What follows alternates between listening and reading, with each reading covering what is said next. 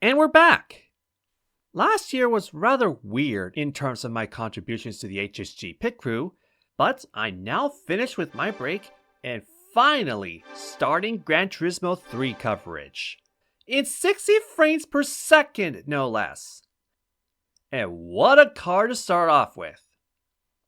When I started Gran Turismo 2 car reviews back in 2021, I handed off the baton from my latest Gran Turismo 1 car review with the Dodge Copperhead concept.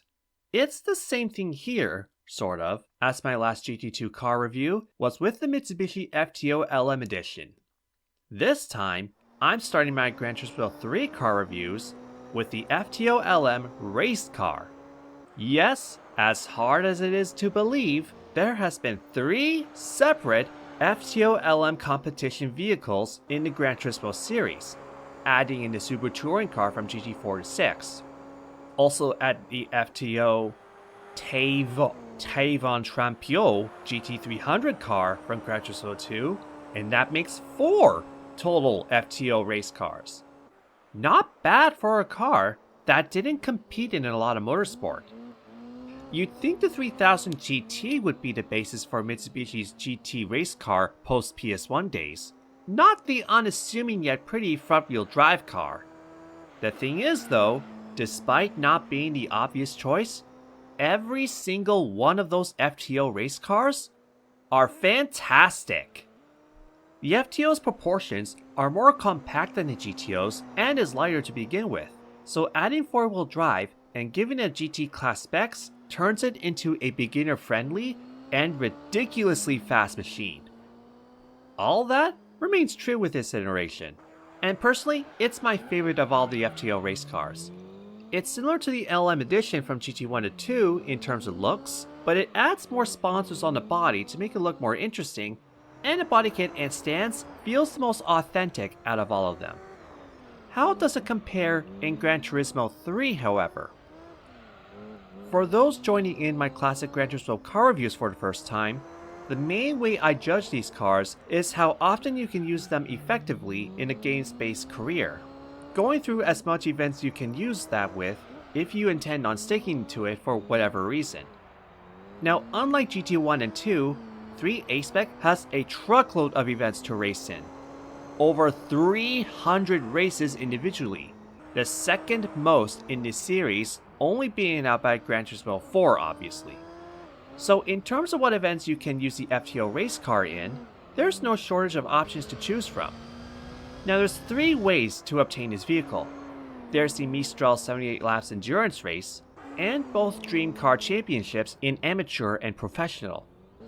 If you're aiming to go for this car, I recommend the amateur race as it's much shorter. I'm planning to do a video on my own channel teaching you how you can cut hours of time trying to get the prize car from a championship, as it's random each time. With the FTO, it can be very annoying to get that specific color you want. I remember spending what feels like hours doing that same prize car manipulation trick just to get it in this green. Once you do get it, however, the base specs is pretty good. 567 horsepower and 490 foot-pounds of torque. Ignore the decibel there. Just like the LM edition, it weighs under 1 ton at 980 kilograms. So not as light as the previous car, but more powerful. Even better, you can install a level 4 turbo to pump it up to 960 horsepower. The result? Well, see for yourself.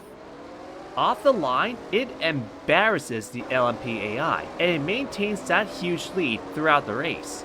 Now, that's not uncommon for GT class race cars that's allowed to be tuned to a much higher degree. The Dodge Viper Team Orica, for example, can be tuned to over 1000 horsepower and is even faster. So when it comes to usability compared to the other vehicles of its type, the FTO race car stacks decently well, but doesn't dominate the competition like before. That same Dream Car Championship also went to the S2000 LM, RX-7 LM, and Impreza LM. Out of the 4, I'd say the Impreza is the most useful since you can use that in boxer races, an event that doesn't allow much vehicles and in which the toughest one has a rather nasty RGT AI.